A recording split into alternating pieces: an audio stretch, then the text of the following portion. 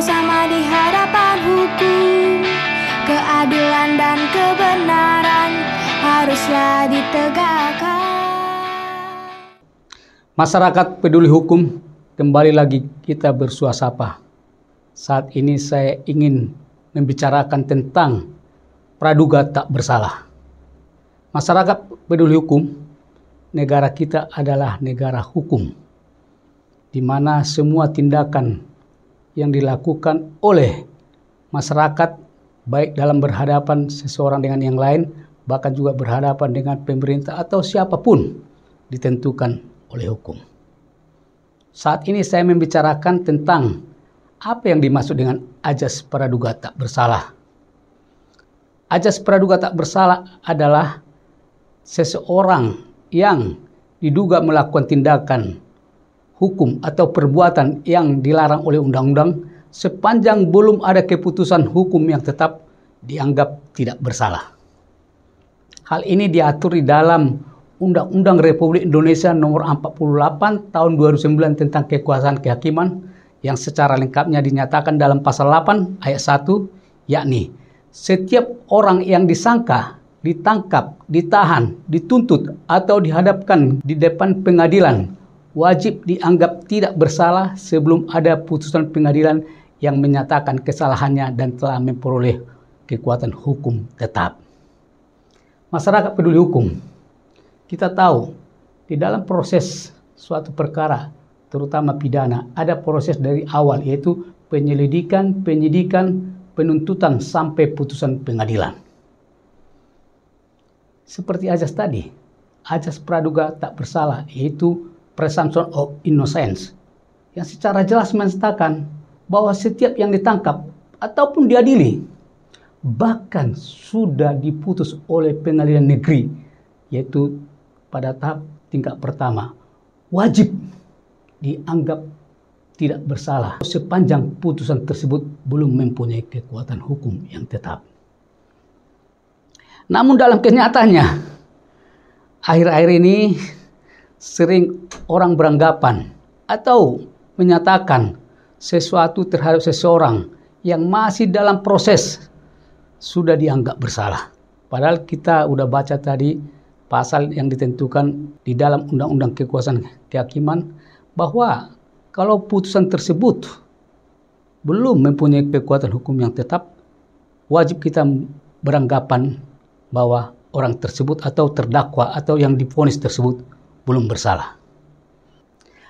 Masyarakat peduli hukum memang sepertinya sesuatu yang kontradiktif dalam bahasa, yaitu orang sudah ditangkap, ditahan, dituntut, diadili, tapi harus wajib dianggap tidak bersalah.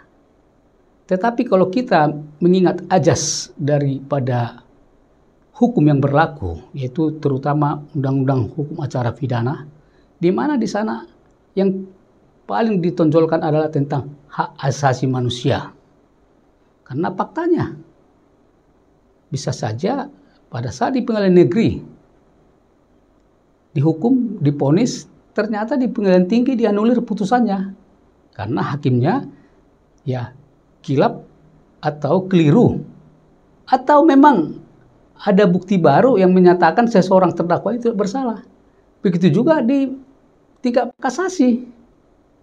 Bahkan masih ingat kita waktu perkara timbulnya atau lahirnya dalam Undang-Undang Nomor 8 Tahun 81 tentang KUHP, yaitu adanya di sana menyatakan tentang peninjauan kembali, di mana sebelum berlakunya KUHP tidak ada tentang peninjauan kembali.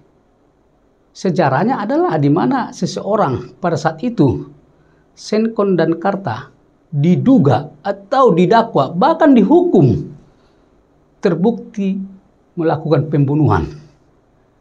Ternyata